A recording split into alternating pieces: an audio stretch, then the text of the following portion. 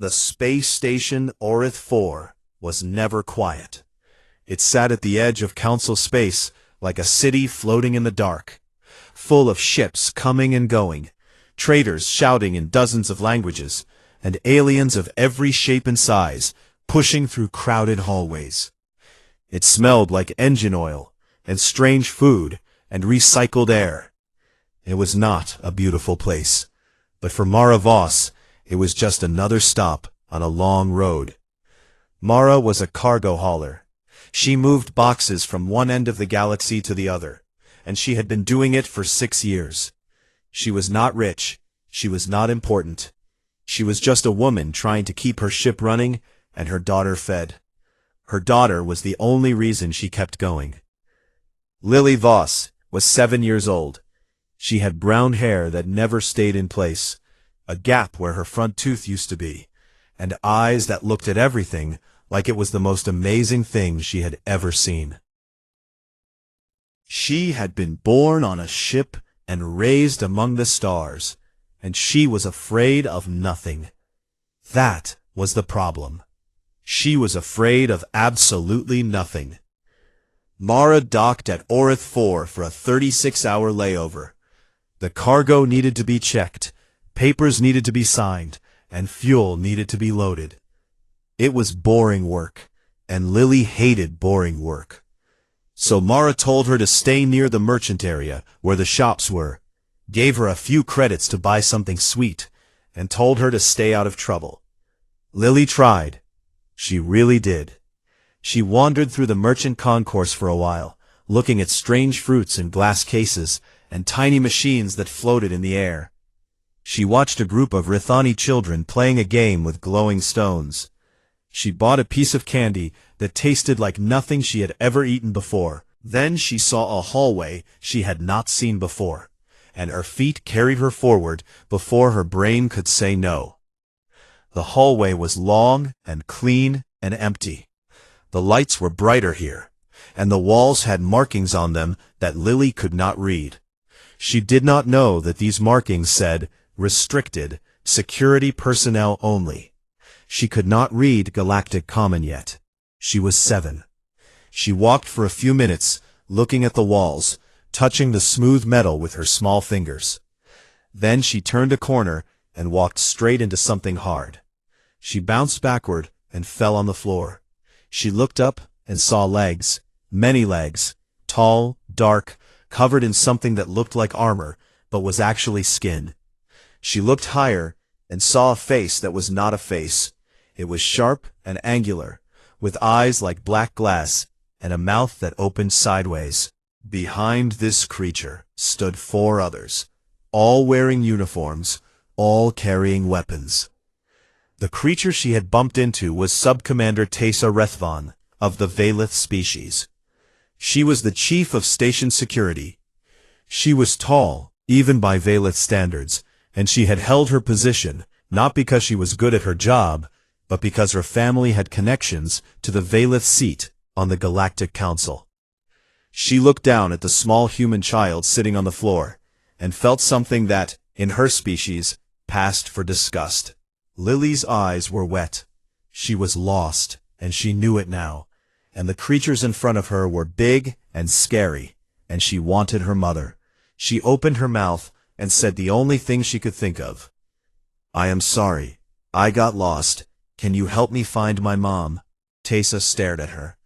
Around them, the surveillance drones floated silently, recording everything, as they always did. The word came out in Galactic Common, flat and cold. "Human vermin in my corridor." One of her guards shifted uncomfortably. "Subcommander, it is just a child. We could escort it back to the—" Teysa moved fast. Her arm came down in a wide arc, and the chitinous limb, hard as stone and edged like a blade, struck Lily across the face. The blow was not a push or a slap. It was a full strike from a creature 3 times the size of a grown human, landing on a 7-year-old girl who weighed less than a sack of grain. Lily did not scream. The force of the blow threw her sideways, and she slid across the metal floor, leaving a thin trail of red behind her. She hit the wall with a soft sound and lay still. Blood pooled around her head. Her left eye was already swelling shut, and the bone around it was broken. She made a small sound, like a kitten that had been stepped on, and then she made no sound at all. Teysa looked at the blood on her limb and wiped it on her uniform. "Clean this up," she said to her guards, "and file a report. The creature was trespassing." She stepped over the child and kept walking. The surveillance drones recorded everything. Cale Drace was 50 meters away when he heard the impact. He did not hear a scream, because there was no scream. He heard a sound like meat hitting metal, and something in his brain, something old and deep and wired into every human who had ever lived, told him exactly what that sound was. He came around the corner at a run and stopped. He saw the child on the floor. He saw the blood. He saw Teysa and her guards walking away. He saw the small body against the wall, not moving. He had served 12 years in the Terran Marines before leaving the service and taking work as a security contractor on stations like this one. He'd had scars on his hands, and scars on his face, and scars in places no one could see. He had killed people. He had watched people die. He was not a man who was easily shaken. He did not move for 3 seconds. In those 3 seconds, every guard in Teysa's group felt something change in the air. One of them later described it as the feeling you get when the atmosphere in a ship starts leaking. A wrongness, a pressure drop, a sense that something essential had just broken and could not be fixed. Cale looked at Teysa. She was still walking away. She did not look back. He did not shout. He did not charge. He walked to the child and knelt down and checked her pulse with fingers that were perfectly steady. She was alive. Her breathing was shallow and wet. He picked her up as gently as if she were made of glass, and held her against his chest. Her blood soaked into his shirt. He walked to the medbay without speaking to anyone. Aliens stepped out of his way. They did not know why they moved. Something in his walk, in his eyes, in the way he held the broken child. It spoke a language older than words. Mara Voss arrived at the medbay 11 minutes later. Someone had found her and told her that her daughter was hurt. She came through the door already shaking, already knowing, already falling apart. She saw Lily on the table. She saw the blood. She saw the swollen, broken face of her little girl. And she made a sound. It was not a scream. It was not a cry. It was something deeper and older, and more terrible than either. It was the sound a mother makes when the world has done the one thing she cannot forgive. Cale stood in the corner and watched. He waited until the doctors had stabilized Lily. He waited until Mara had stopped shaking. Then he walked out of the medbay and went to his quarters and sat down in front of his communication console. He opened a channel that had not been active in 3 years. He typed 4 words and sent them into the dark. "They hurt a child." Then he sat back and waited, because Cale Drace knew something that Sub-Commander Teysa Rethvon did not. He knew that those 4 words would travel from ship to ship, station to station, planet to planet, faster than any official signal could move. He knew that every human who received them would stop what they were doing and read them twice. And he knew that somewhere in the dark between the stars, something was now moving toward Oreth 4 that could not be stopped with rank or politics or power. He knew because he had seen it before. Humanity did not have a word for what was coming, but every other species in the galaxy did. The message moved fast.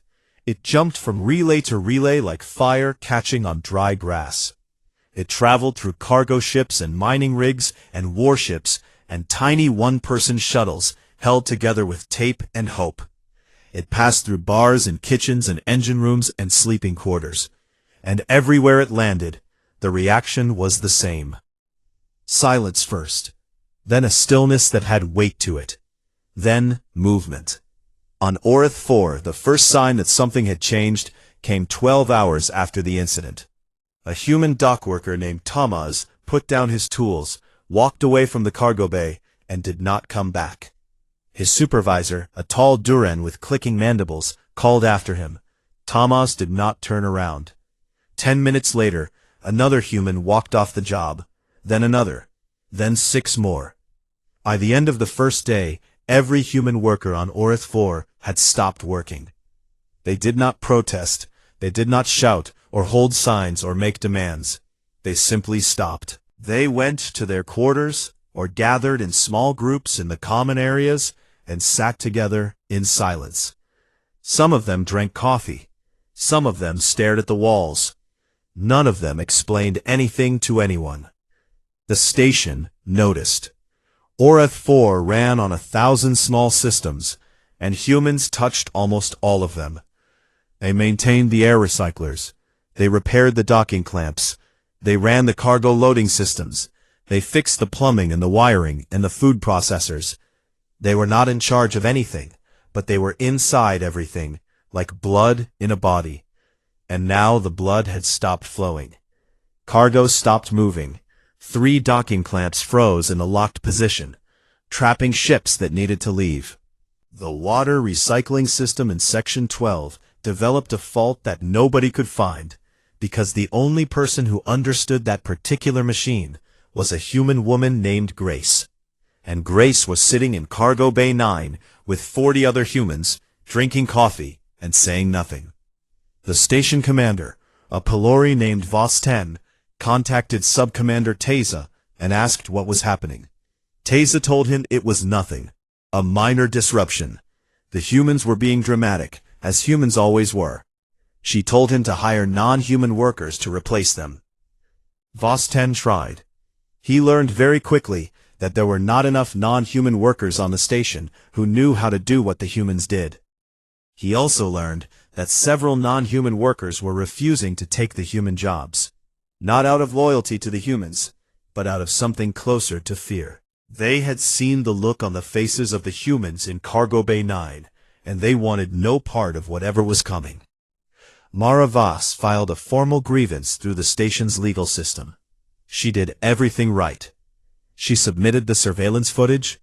She submitted the medical report showing her daughter's fractured orbital bone, her concussion, the bruising that covered half her face. She named Subcommander Tesa Rethvon as the attacker.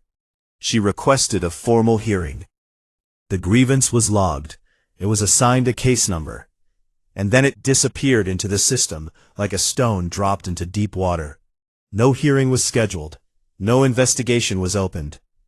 When Mara checked the status 3 hours later, she found a single note attached to her case. The use of force by station security personnel was deemed proportional to the perceived threat. Case closed. Lily was 7.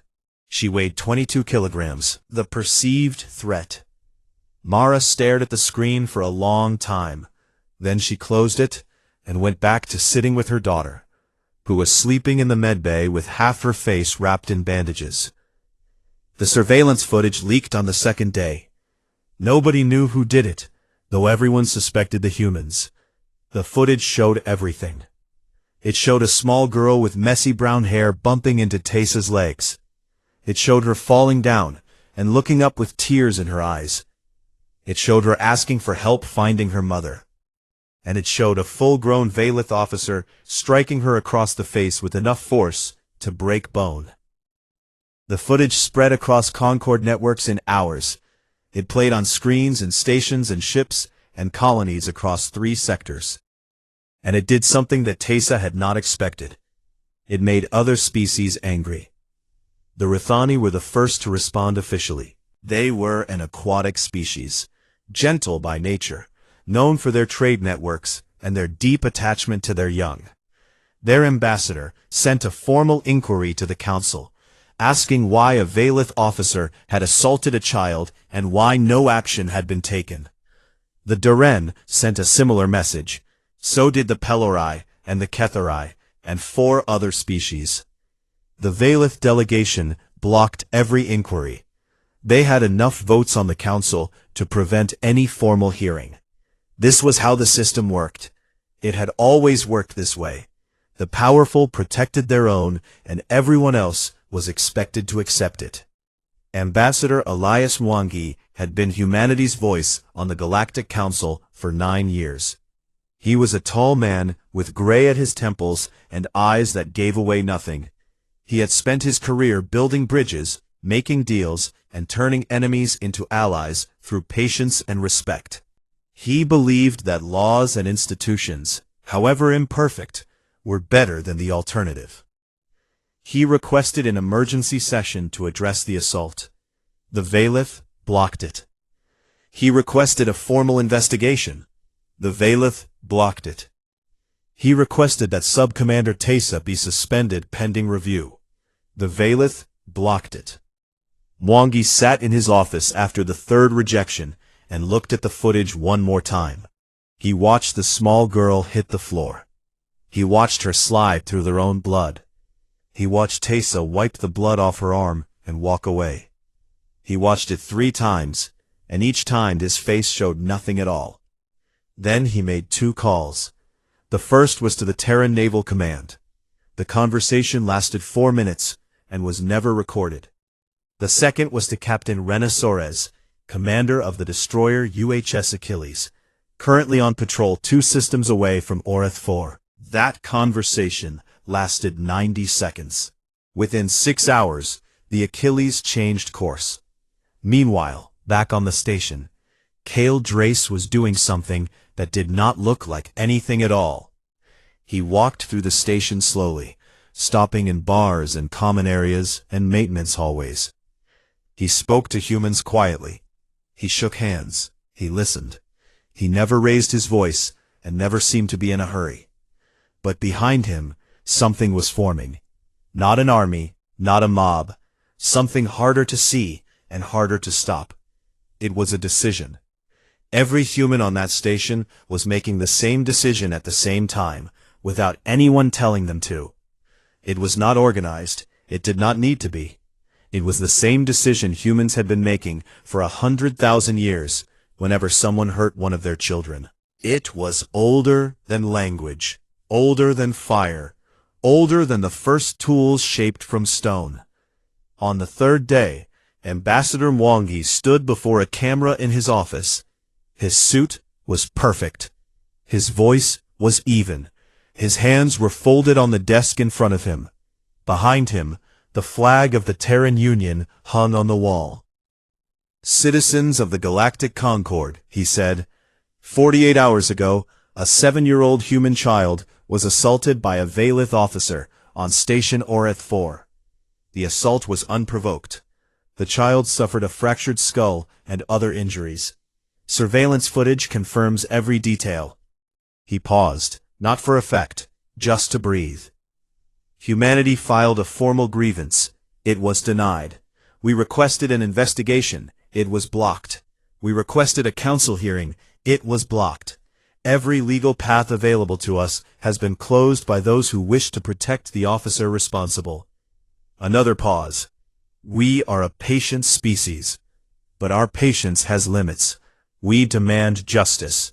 We will not rest until the responsible parties are held accountable. This is not about vengeance. This is about truth. He looked into the lens. His voice gathered weight. Humanity will not let this matter rest. We will pursue every legal avenue until justice is served. We believe in law and order and justice. We came to this council in good faith, and we have always followed its rules. But there is a line that cannot be crossed, and you have crossed it. He looked directly into the camera. You have 72 hours to deliver justice for our child. After that, we will deliver it ourselves. He did not say what would happen after 72 hours. He did not need to. The broadcast reached every corner of Concord space within the hour. And in the silence that followed, the galaxy held its breath, because the humans had just told them that the clock was ticking, and not a single species watching believed it was a bluff. Captain Soares' destroyer dropped out of faster-than-light travel at the edge of the Oreth system the next morning. It held position just outside the station's legal boundary, engines running, weapons powered down, but ready. It sat there, like a wolf, at the edge of a campfire's light. Perfectly legal, perfectly still, perfectly terrifying. The clock started at midnight, station time. Nobody said it, nobody announced it, but every human on Oreth 4 knew when it began, and so did every alien who had watched Wangi's broadcast. 72 hours, 3 days, and then something that nobody wanted to name out loud. The first 24 hours were about silence. Every human-operated ship in the sector went dark. Not destroyed, not damaged, just silent. Their communications shut off, their engines stopped, their cargo holds stayed closed. 37 ships in all, carrying food and medicine and machine parts and fuel, simply stopped where they were and waited. The effect was immediate. A Rithani colony on the water world Peleth 3 had been expecting a shipment of water purification chemicals carried by a human freighter. The shipment did not come. A Duran construction project on station Tellus 7 had been waiting for building materials loaded on 3 human cargo vessels. Those vessels went dark. A Cathari medical station needed replacement parts for their life support system. The human transport carrying those parts dropped out of communication range and did not respond to any signal. Within 12 hours, the Galactic Council began receiving messages from species that had nothing to do with humans and nothing to do with Valeth. The Rithani Trade Council sent a formal complaint about disrupted supply lines. The Duran hive mothers asked why their construction materials had not arrived. The Cathari Medical Authority warned that lives were at risk if replacement parts were not delivered soon. The council told them to be patient. The human disruption would be resolved through diplomatic channels. Nobody believed that. On Oreth 4, the station was starting to feel the weight of what had happened. 3 more docking clamps had frozen. The food processors in the eastern wing were producing meals that tasted wrong, because nobody had adjusted the chemical balance in the nutrient tanks. The air in Section 7 had a faint smell of something burning, and the only person who knew how to trace that kind of fault was a human engineer named David, who was sitting in Cargo Bay 9 playing cards with other humans and not answering his communicator. Station Commander Vostang called a meeting with his senior staff. He asked how long the station could function without human workers. His chief engineer, a Pelori woman named Trella, told him the truth. The station could last about 5 days before minor problems became major ones, and about 12 days before something critical failed. Humans had been part of the station's workforce for 8 years. They were woven into every system. Removing them was like pulling threads from a net. You could do it for a while, but eventually the whole thing fell apart. Vosten asked Teysa what she planned to do. Teysa told him that the humans were bluffing. They were soft creatures who made threats they could not keep. She had seen their worlds, full of art and music and children playing in parks.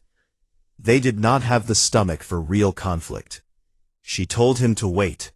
They would grow tired and go back to work.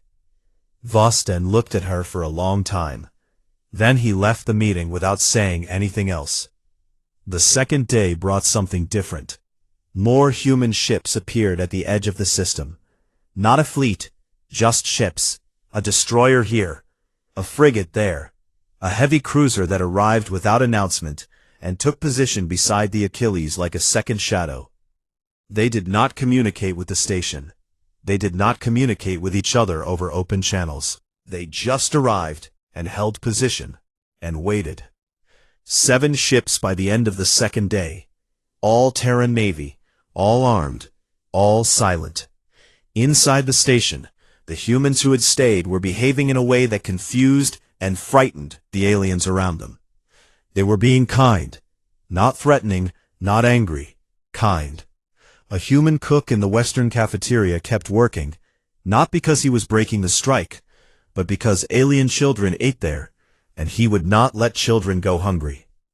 A human nurse in the medbay stayed at her post, treating alien patients with the same care she always had.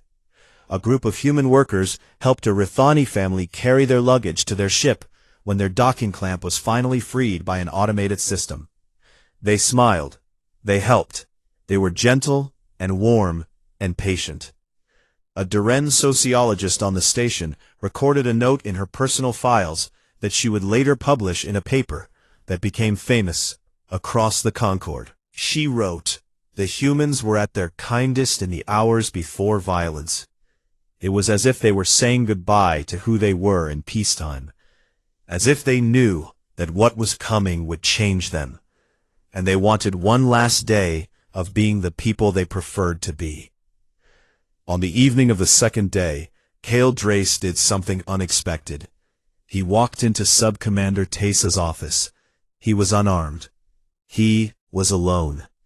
He sat down in the chair across from her desk and folded his hands in his lap, like a man settling in for a long conversation.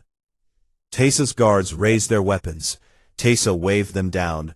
She was curious. This human had been moving through the station for days, talking to people, shaking hands. She wanted to know what he wanted.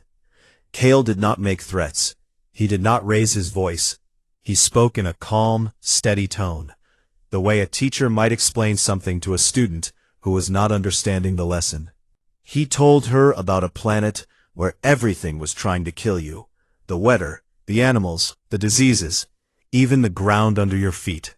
He told her that humans had survived not because they were the strongest or the fastest, but because they protected their own.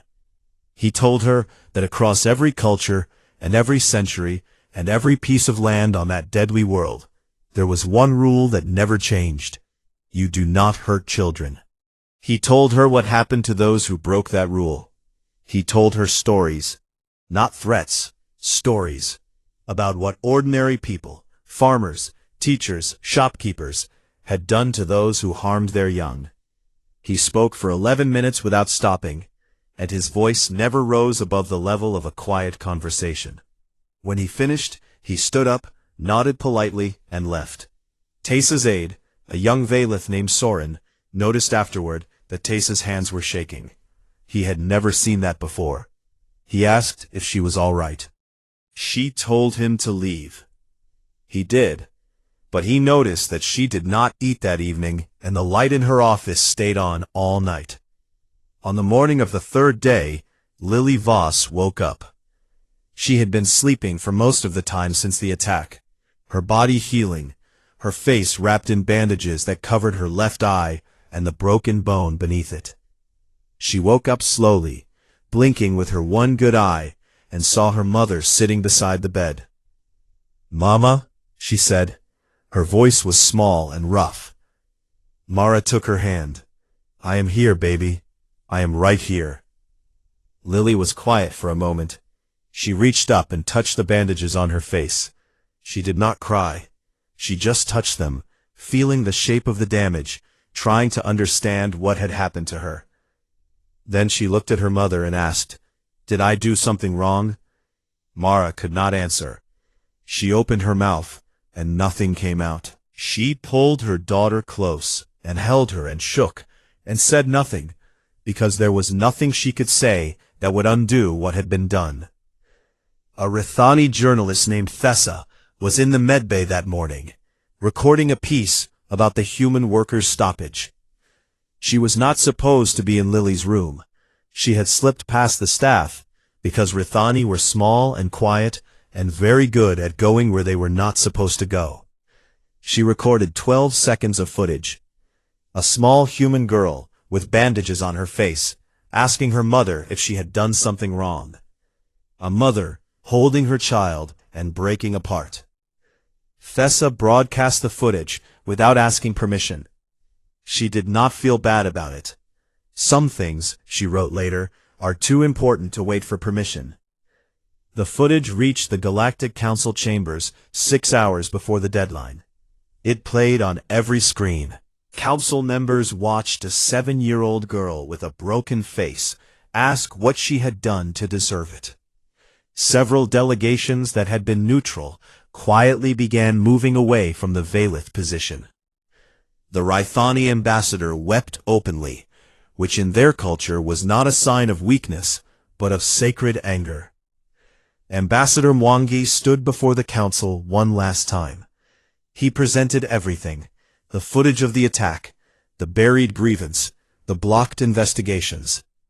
Then he presented something else, a cultural document, a human concept called a blood debt.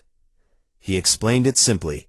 When a child is harmed and justice is refused, the debt is paid in blood. It is not a law. It is older than law. It is what humans are. The Valith delegation called it barbaric. Mwangi did not argue. He simply said, "You had 72 hours. You have 3 left."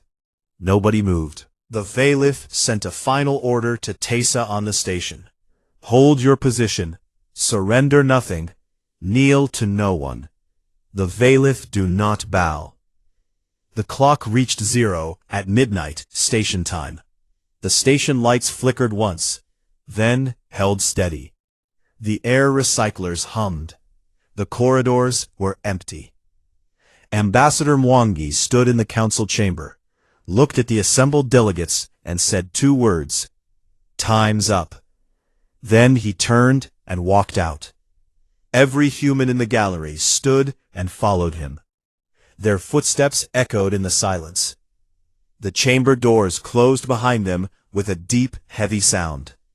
And on Station Orith 4, in the dark spaces between the walls, the humans began to move. It did not begin with a gunshot or an explosion or a war cry. It began with the lights going out.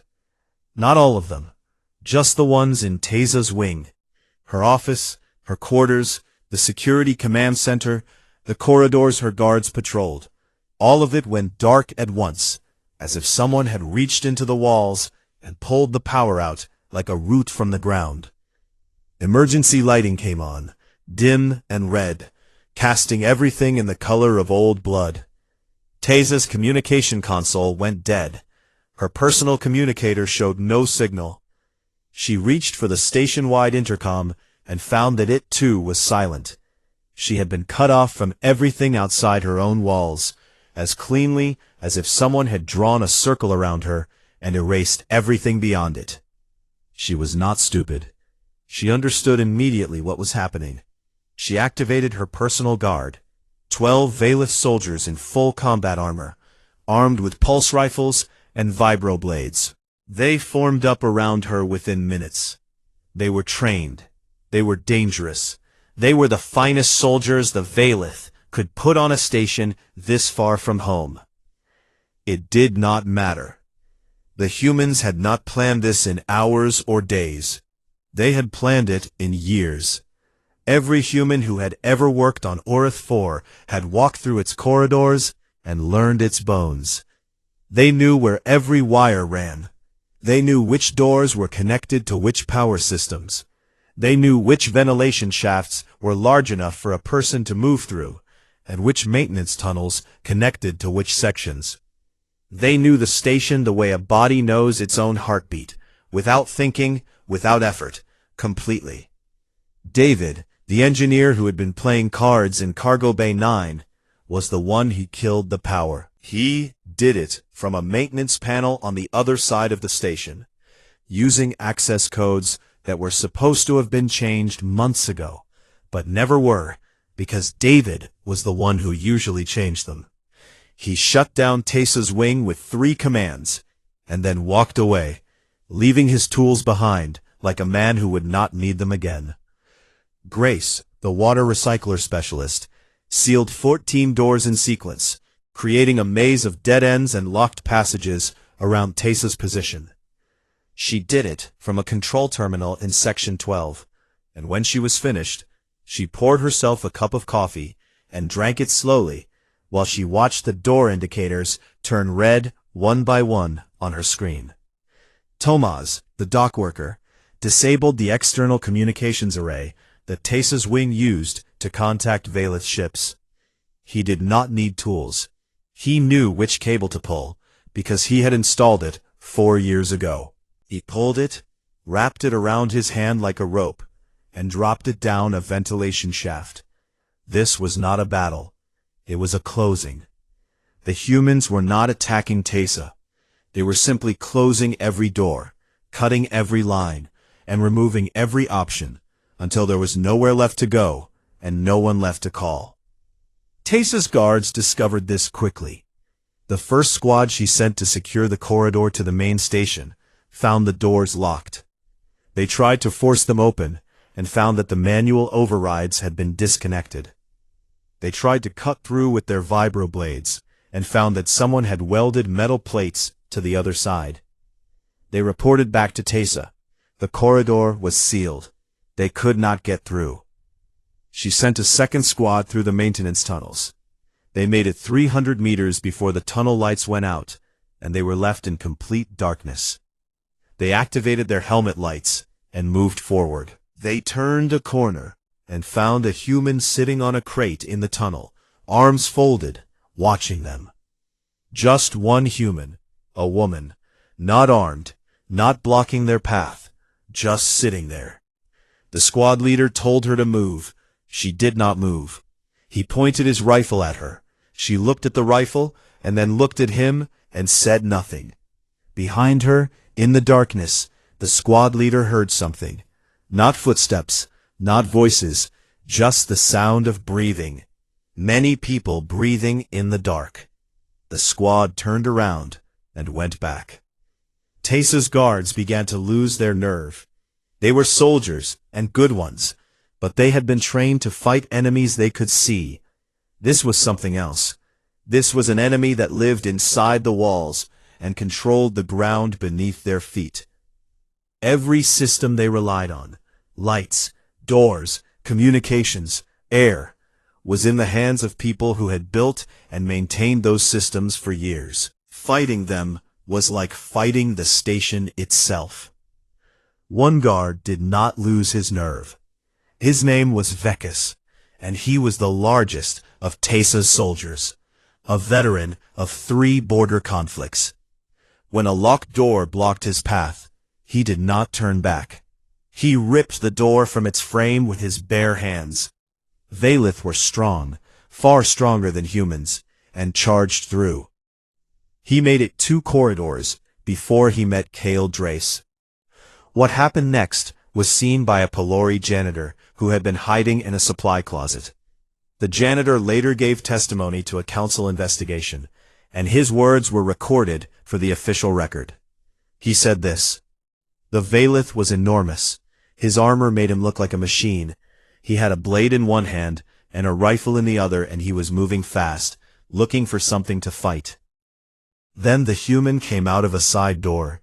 He was not wearing armor. He was not carrying a weapon. He was wearing a gray shirt with blood on it. Old blood from before. The Valith swung his blade. The human moved sideways. It was not fast exactly. It was like he already knew where the blade would be. He stepped inside the Valith's reach and did something with his hands. I did not see clearly. It was very fast.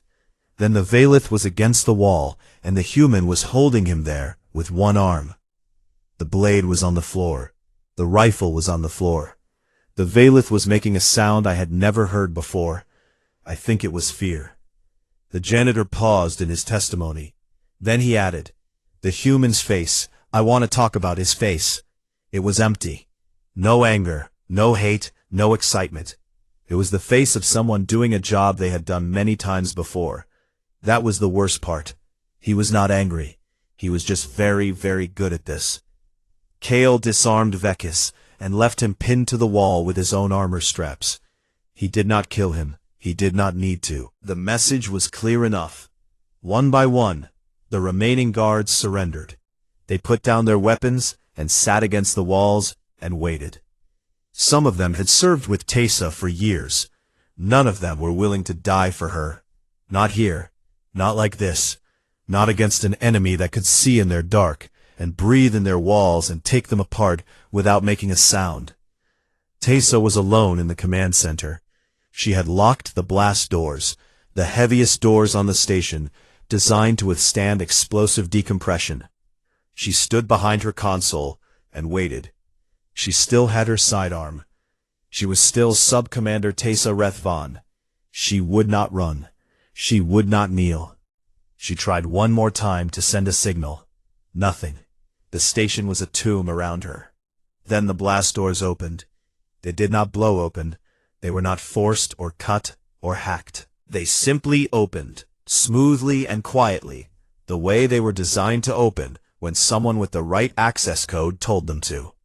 A human engineer named Grace had entered the code from her terminal in Section 12, between sips of coffee. Kale walked in first. Behind him came Mara Voss. Mara was not a soldier. She was a cargo hauler. She was a mother. She was wearing the same clothes she had been wearing for 3 days, stained with her daughter's blood. She carried nothing in her hands. Teysa raised her sidearm. "I am Subcommander Teysa Rethvon," she said. "I serve the Valith Concord and the Galactic Council. I have rights under—" "You struck my daughter," Mara said. Her voice was low and even, and it filled the room the way cold fills an empty house. She did not shout. She did not need to. Teysa's aide, young Soren, was hiding under a console in the corner of the room. He had been there since the lights went out. Too afraid to move. Too afraid to run. He could see everything, but he could not move. He lay there and watched and listened. He heard Teysa list her rank, her authority, her species' power on the council. He heard her threaten consequences. He heard her voice get higher and faster as she spoke, losing the cold control she had always carried. Then he heard silence. Then he heard Mara speak again. She said something in a human language, not Galactic Common, something older. Soren did not understand the words. He recorded them phonetically in his memory and later had them translated. The translation was rough, but it came back as something like, "You touched what was mine." Soren closed his eyes. He heard sounds he did not want to describe. He heard Teysa's sidearm fall to the floor.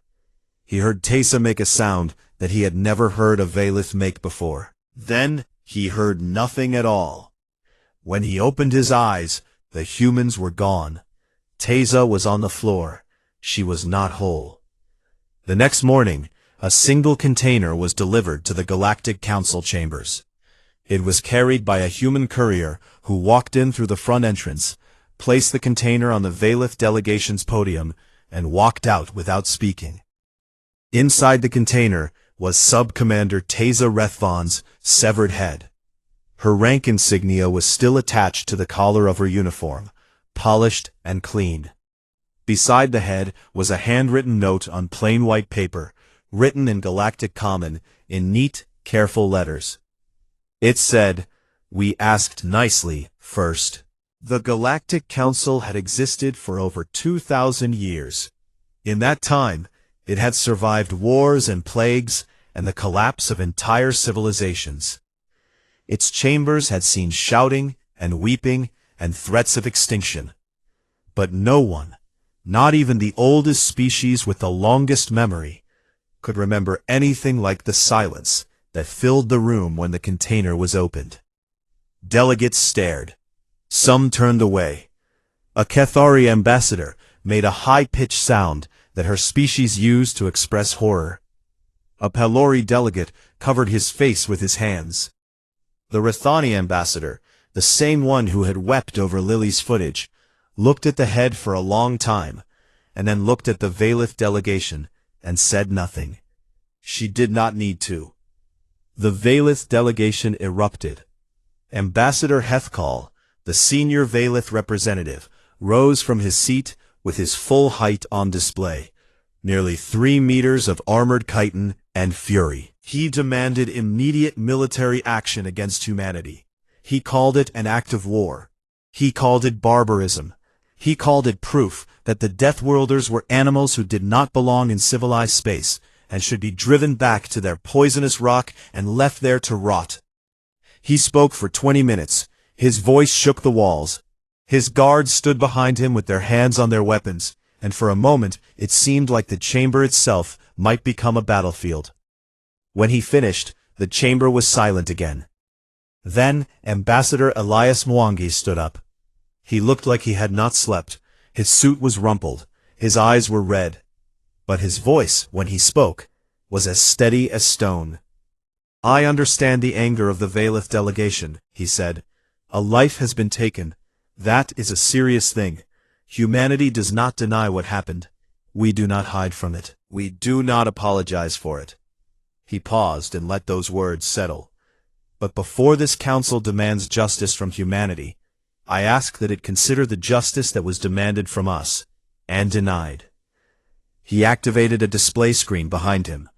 The footage played again. The small girl, the blood, the child sliding across the floor, the officer wiping her arm and walking away. Every delegate had seen it before. Seeing it again, in this room, beside the container on the podium, gave it a different weight. "Humanity came to this council and asked for help," Mwangi continued. "We filed a grievance. It was buried. We requested an investigation. It was blocked. We requested a hearing. It was blocked. Every peaceful option available to us was taken away by the same species that now demands we be punished for acting outside the system. A system they broke." He turned to face the Valith delegation directly. "You left us only one," Hethkal hissed. "You had no right. Our laws, your laws," Mwangi said, and his voice changed. It was not louder. It was harder, like a blade being drawn from a sheath. "Let me tell you about your laws." He opened a file on the display screen. It was old, very old.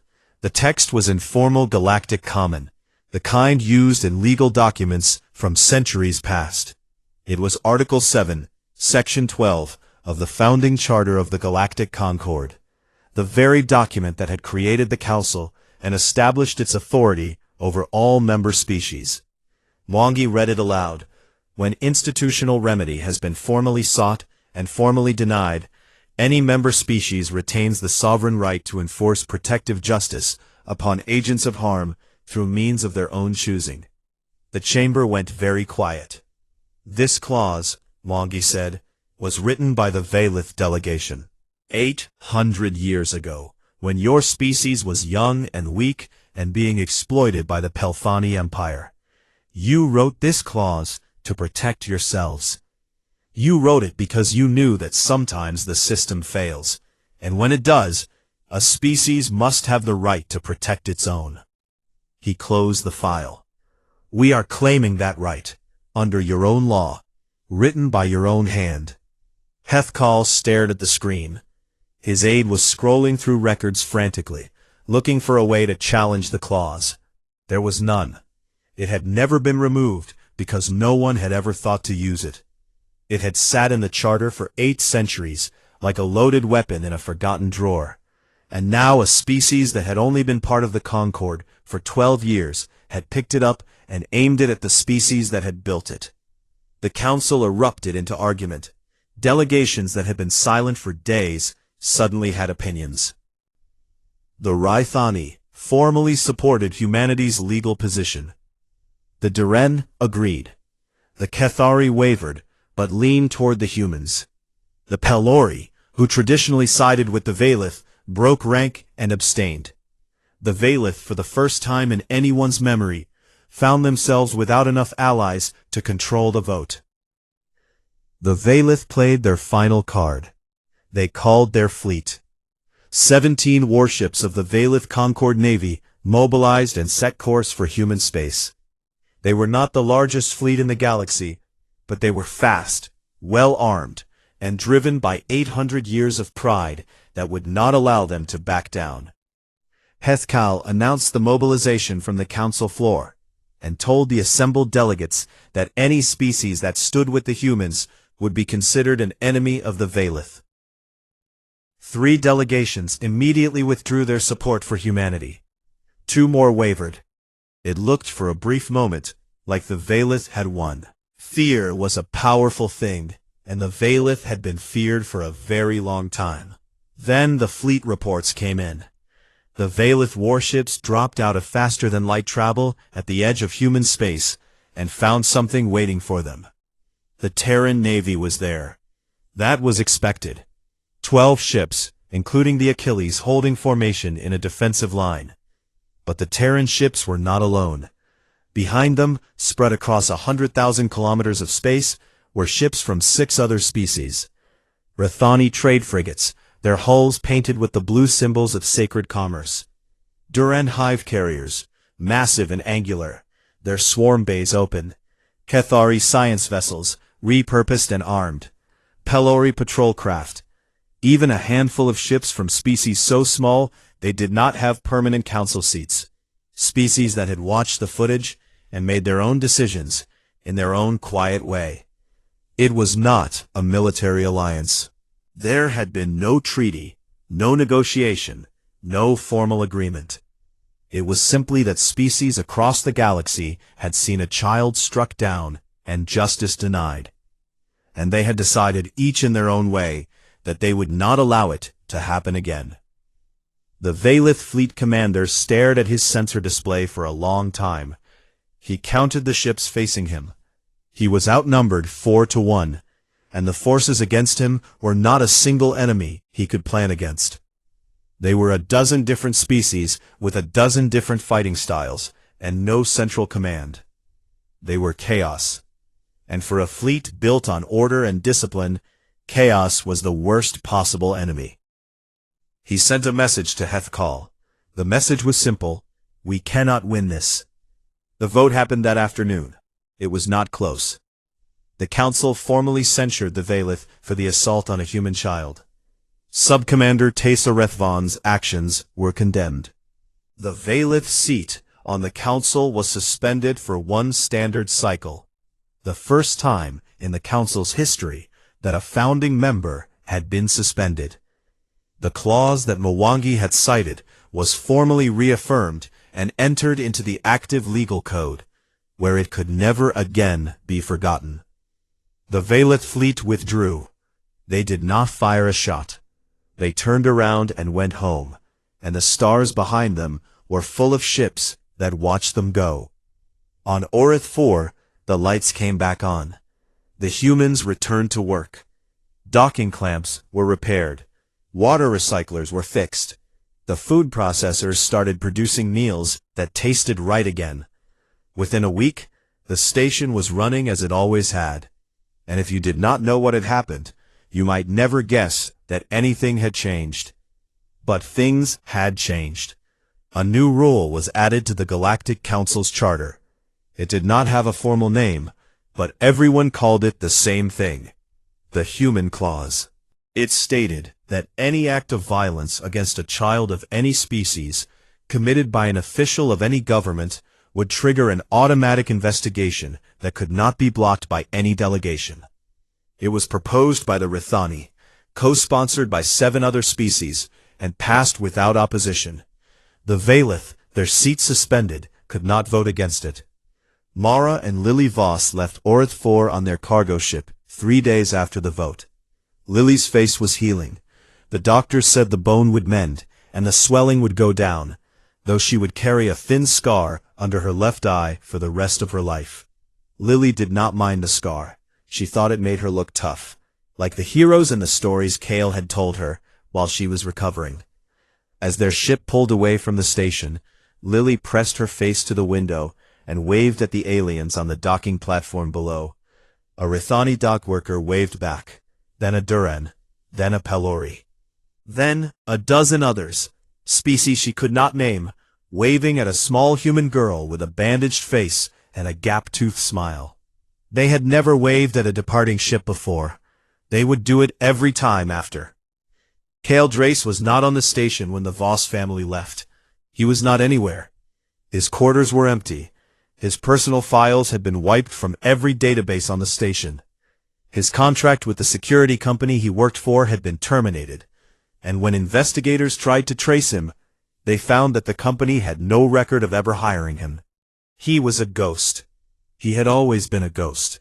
He had simply let people see him for a while, and now he was gone.